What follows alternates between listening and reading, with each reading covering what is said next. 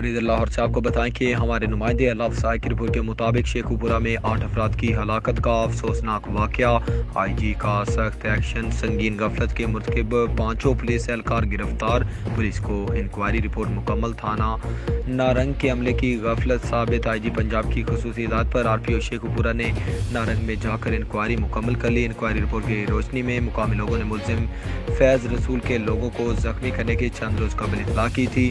تھانہ نارنگ کے عملے نے سنگین غفلت کا مظاہرہ کرتے ہوئے ملزم کے خلاف کوئی کارروائی نہ کی۔ آئی جی پنجاب نے انکوائری رپورٹ کے بعد معطل اہلکاروں کے خلاف محکمانہ و قانونی کارروائی کا حکم دے دیا۔